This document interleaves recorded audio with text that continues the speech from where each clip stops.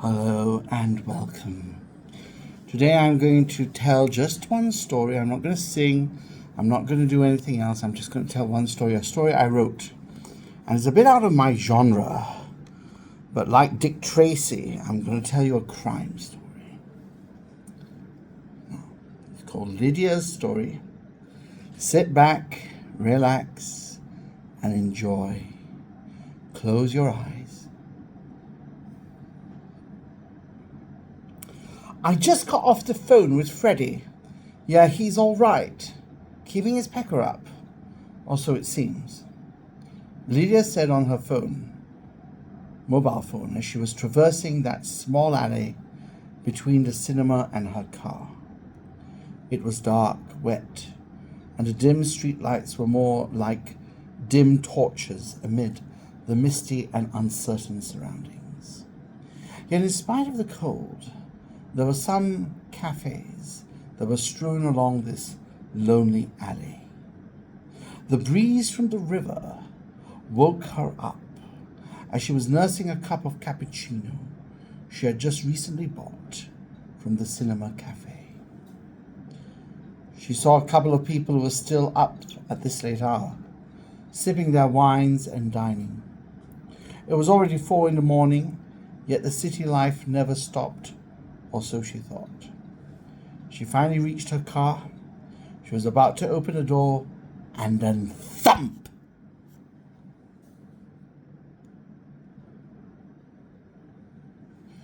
You don't usually get that way with people, do you?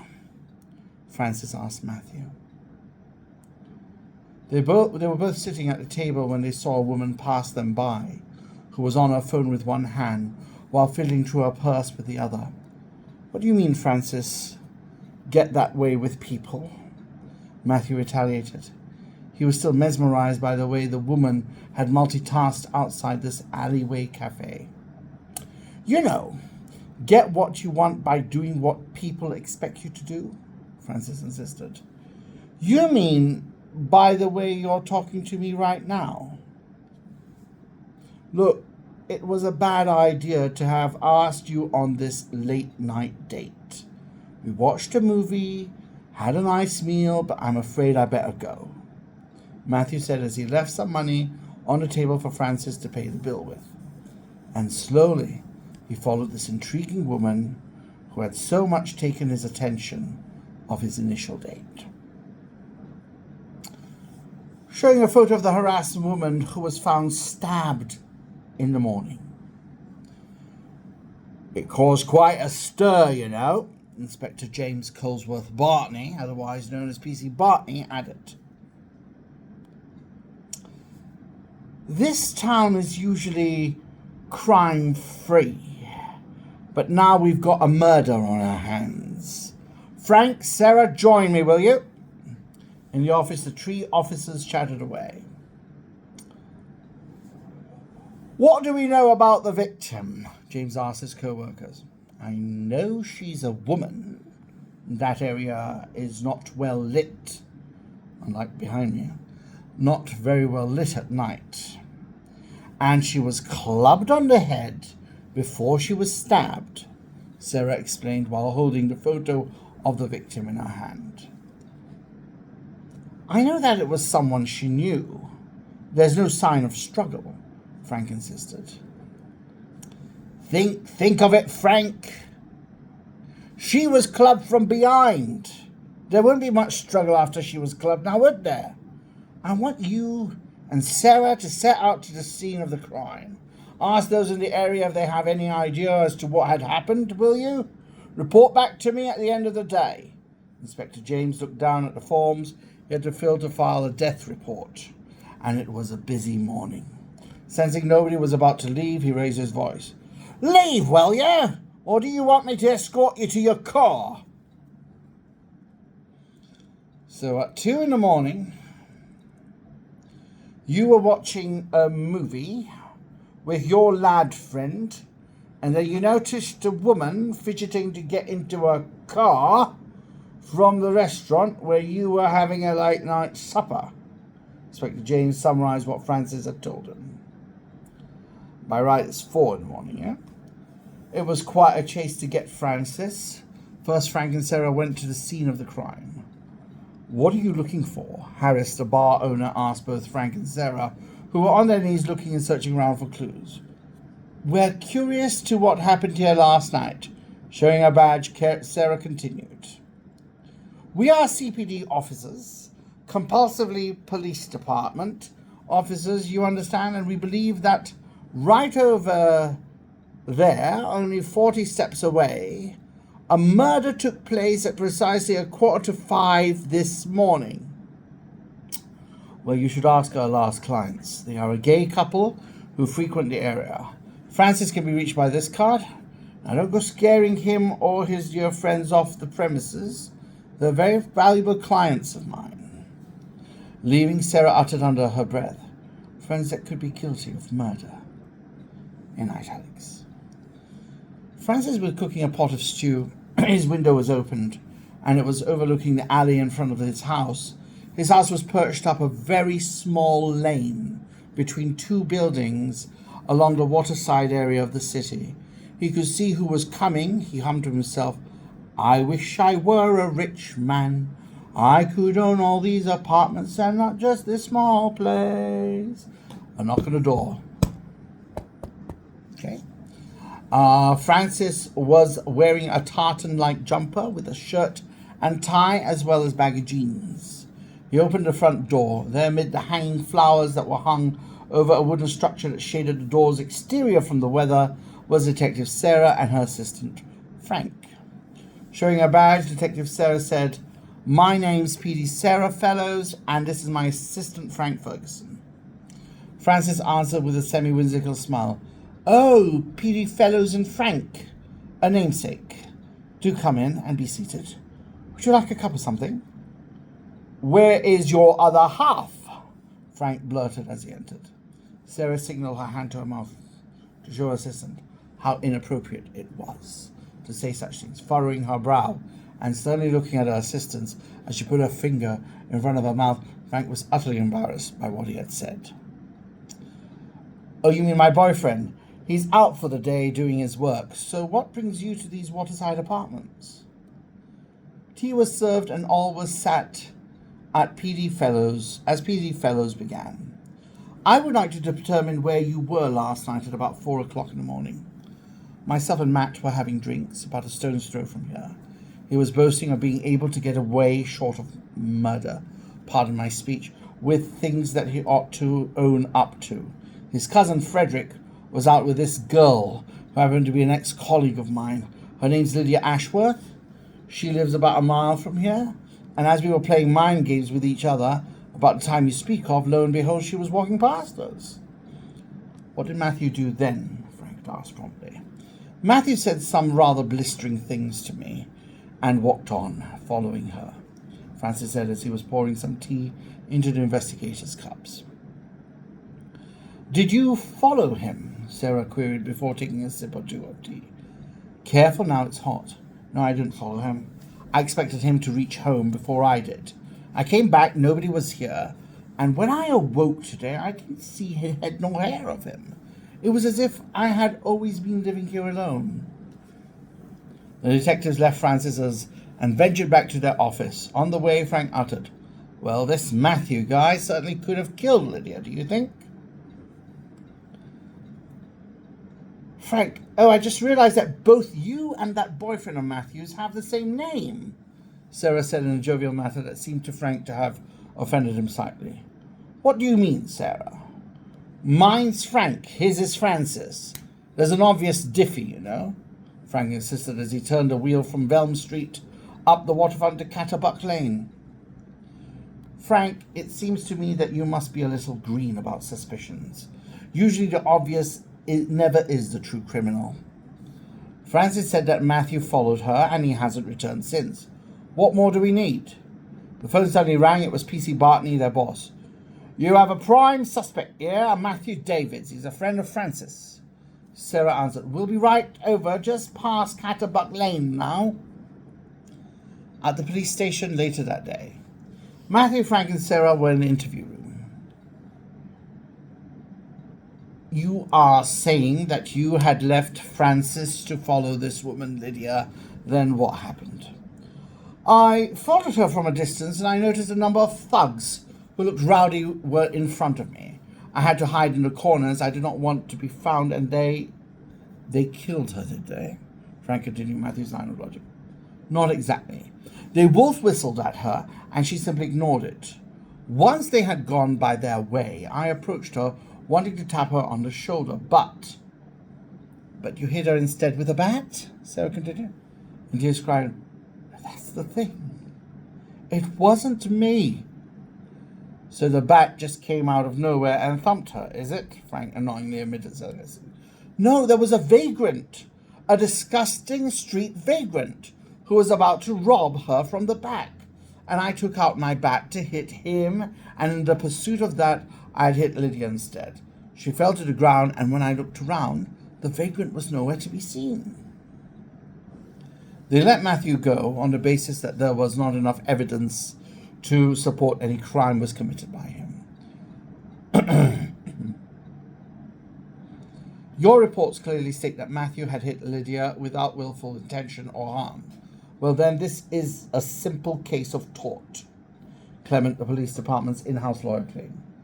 What do you mean by tort, Clement? Sarah asked.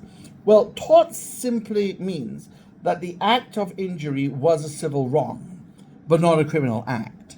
The former is a category of unlawful conduct that merits punishment based on lack of intent, as juxtaposed with murder, which has all the trimmings of purposeful harm. That's a very laissez-faire way of defining tort, Clement, Frank said sarcastically while sipping some coffee. So what's the outcome for Matthew, then? Sarah demanded, as she had many other cases to clear. An appointed judge will determine, and Patrick Harris will be appointed to her friend Matthew as his defense attorney. Under our civil law ordinances, tort, if convicted as such, will come with a fine of $5,000 or 3 months imprisonment, or both, depending on the judge's demands. Since it involved a death, it could end up to be unintentional manslaughter, which, if convicted, will slam Matthew in prison for at least 40 years. Francis, I'll be back, dear. You wait, yeah? Matthew cried as he was led by the police officers for the patrol car.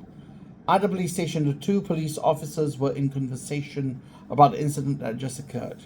Matthew was taken, and Francis had merely a smirk on his face, not an ounce of emotion, Frank recalled to Sarah. Don't be so judgmental, Frank. Matthew's going today was filled with hope for his case. Francis is not one to show such emotion. Perhaps he was deemed emotionless, not because of the event, but who witnessed it. Have you ever thought about that? Sarah insisted, as she and Frank were about to enter the interrogation room. Matthew, here's something for you, too. It's very brave of you to comply with police orders this morning, Sarah confessed. It's not brevity, but compliance on my part. I wish to find who did this foul deed inasmuch as the next man. By that do you mean to say you're innocent, then? Frank concluded. Of course I am. You know the story, don't you? I was framed in all of this, but having me here will help, in the long run, capture the one who did it. Matthew, this isn't a motel where you can simply check in and out at whim. This is jail. You have just been convicted of a felony, albeit tort, but a crime nonetheless. The law of this land is the only determinant hereon, Sarah added while taking a sip or two of her hot coffee. But, madam, I'm confident that my being here will bring out the rat who did this in the first place, Matthew insisted. You're cocky for one who has just been imprisoned, Frank persisted. The trial of Matthew was afoot. The judge, Lord Shevingham, Sir Danny Ord, was a presiding judge. The court was amassed with reporters, the public, and Lydia's family. Her father, James, was also a judge, yet he was not allowed to speak in his colleague's place. Order! Order in court! All rise for Judge Shevingham. Everyone rose to their feet as the judge, who looked tired already from possibly a night's study, began to sit down, As he was sat, we were all permitted our seats.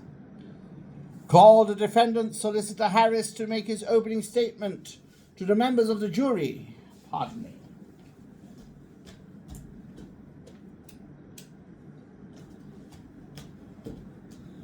Returning.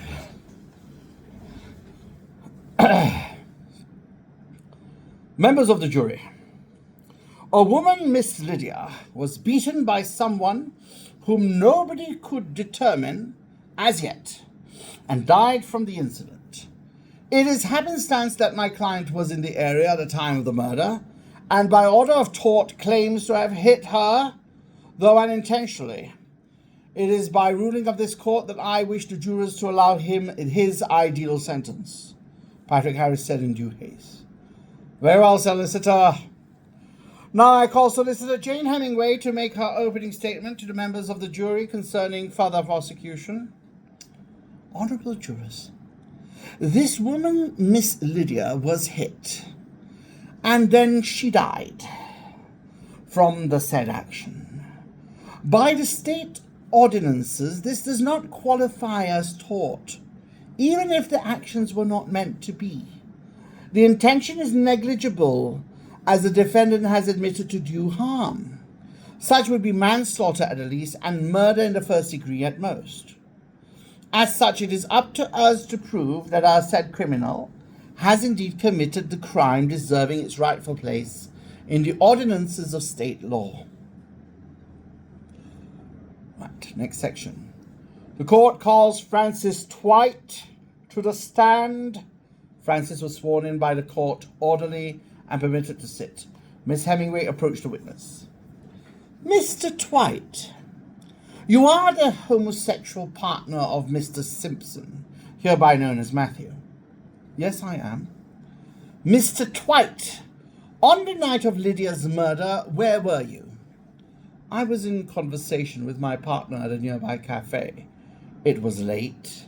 We had a small argument over some guy Matthew was constantly in agreement with. You see, we worked together. That will be enough.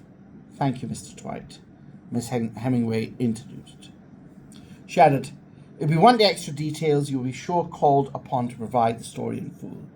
But for now, I need to ask another question. Do you remember seeing Miss Lydia approach her car?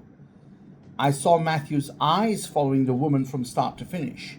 It's as if he knew this person. I wasn't facing the woman and only realized that the object of Matthew's gaze was a woman when she passed her table, and that it was only her back. What did your partner do then? He left me and followed her. Did you know why, Mr. Twite? It seemed at the time he needed to go to the toilet.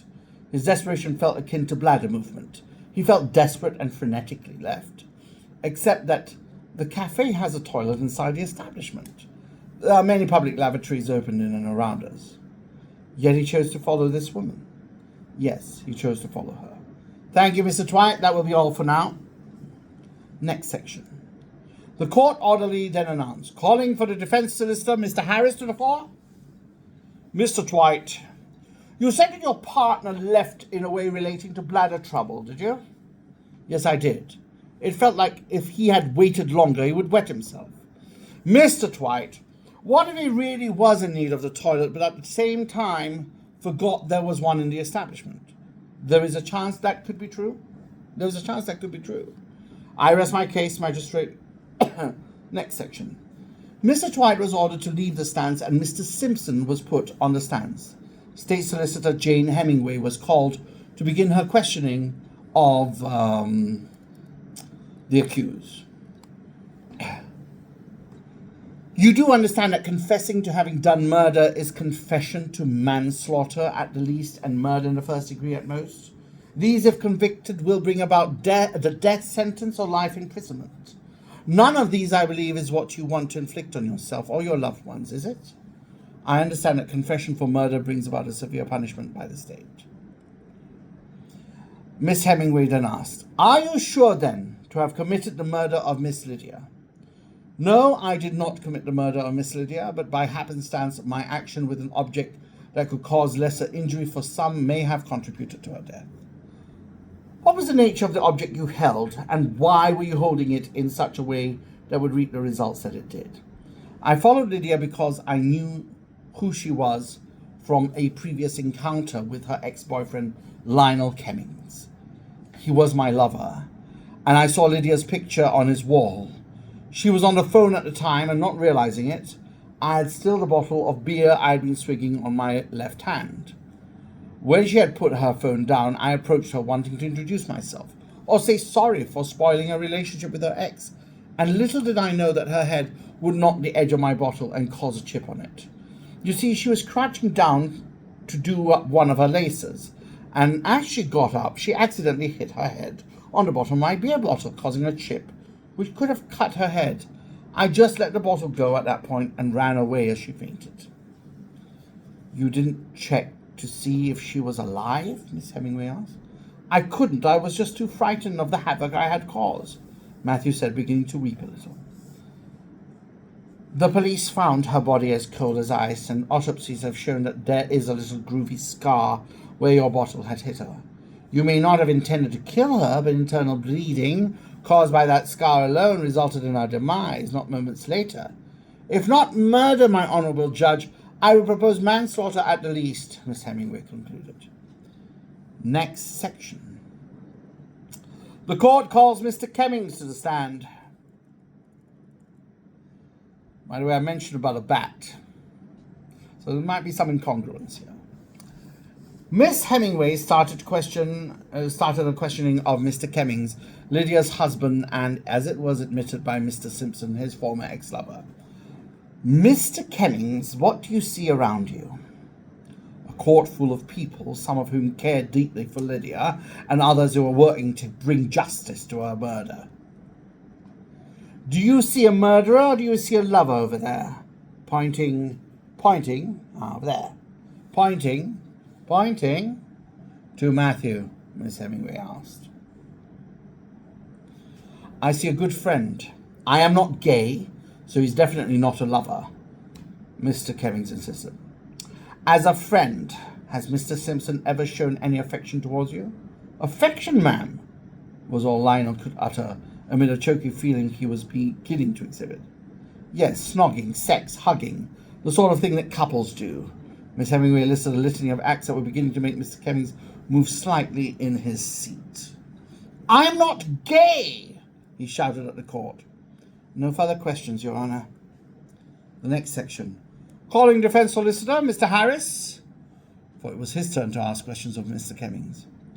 You have certified that you are not homosexual, so might I ask, how do you know Mr. Simpson? Mr. Harris asked Mr. Cummings. He's my ex-student. There was one time he needed help with his computer studies, something he was doing as an elective at university. I was there to help him, and over time he became quite friendly with my wife, Mr. Cummings added. Are you to say that he courted your wife? No. They were just good friends. Lydia has many homosexual friends that I don't mind, as their friendships are usually platonic. I rest my case, court. Mr. Cummings and Mr. Simpson are platonic liaisons. Next section. Calling prosecutor solicitor Miss Hemingway. Do you have anyone to testify today? Yes, Your Honour, I have with me Mrs. Twite, the defendant's mother, to the stand. Madam, please proceed. She was sworn in and took her seat. How does it feel to see your son in chains? Miss Hemingway started her questioning. Iris Twite was unlike other mothers. She was an absent persona in Francis's life.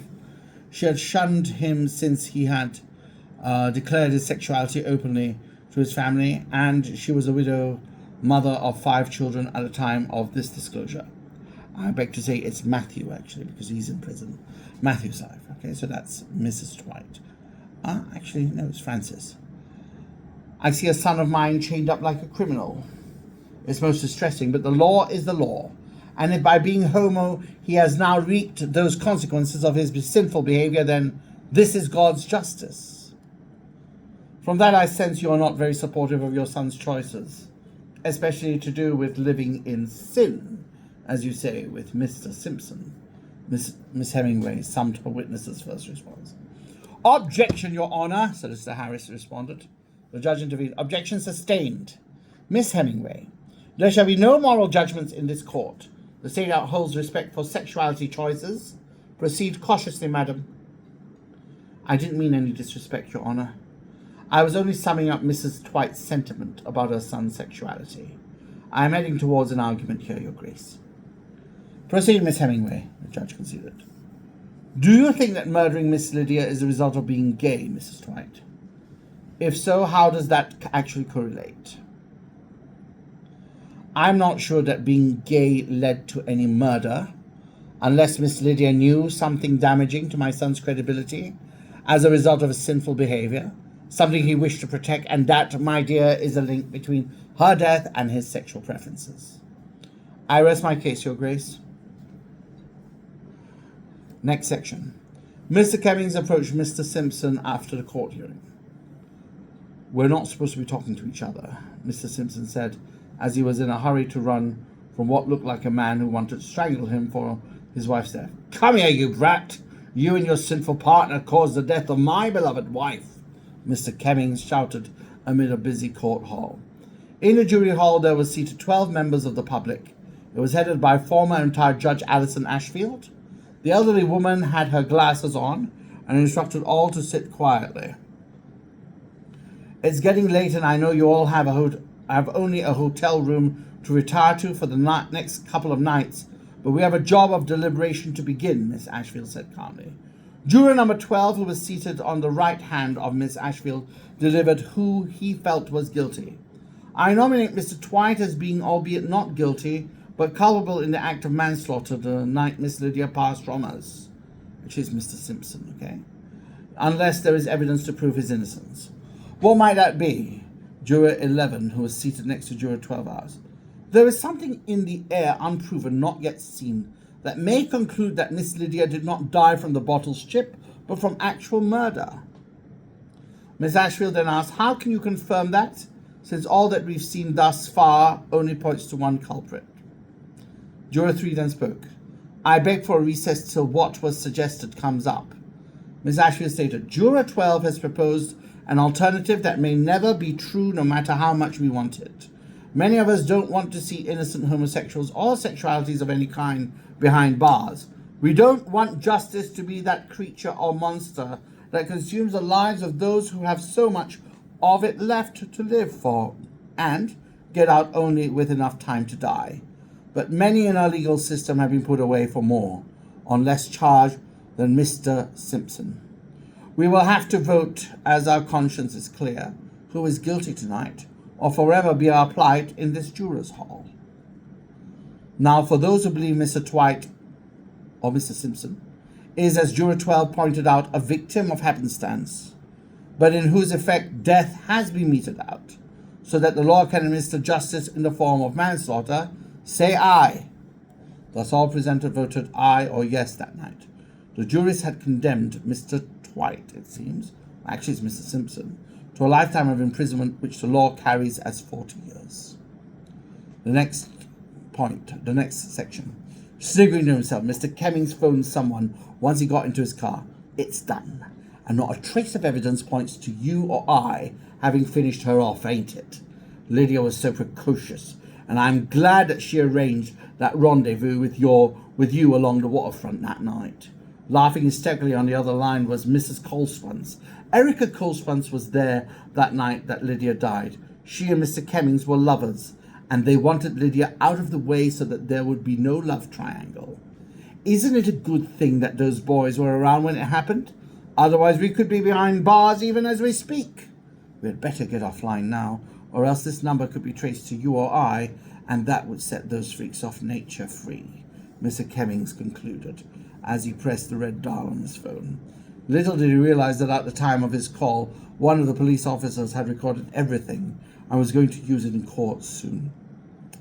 Running a fair distance from the car park, having recorded a conversation between Mr. Cummings and Miss Colespunce, P.O. Henry Regis was breathless, but still continued to run so as to be inconspicuous for the moment. He had in his pocket a recording, if played in court, would vindicate Matthew Simpson. He got into his car safely and drove away from the court's car park and headed straight to the precinct station. There, Frank and Sarah were about to head off for the day. Wait, stop! Frank, stop! Sarah! Take this and listen to it privately. It may surprise you." And the police officer went home for the day. That evening, Mr. Cummings and Mrs. Coulson were arrested based on the recent evidence as delivered by the police department. They lodged a report and started questioning Mr. Cummings and Miss Coulson. The next day in court, Mr. Cummings in chains was called by Attorney Harris for questioning. "Your Honor, I believe today we were going to listen to the jurors sum up the case and provide sentence. However, there has been some developments that may interest the court and the jurors to hear before such sentence is passed." The judge continued by saying, "Proceed, Mr. Harris." I called Mr. Cummings to the stand, and after the procedure of swearing him in, the question continued. "On the night of the murder of your wife, where were you and Miss Coulson?" "We were at my house. We had been seeing each other for some time." "Did you go out later that morning?" Mr. Harris asked. "Yes, we did. I parked not far from my wife. Besides me was Mrs. Coulson. We both wanted to approach Lydia to state that we were in a relationship. Then as I got out of the car, I saw the thugs approach Lydia. I thought they might do her some harm. So as not to be too visual, we hid from them. They were a harmless crowd, drunk, noisy, but harmless. They passed Lydia, was ready to get into the car, and then a vagrant appeared out of nowhere, ready to ask her for some money. He was accosted by Mr. Simpson, who then approached my wife from behind.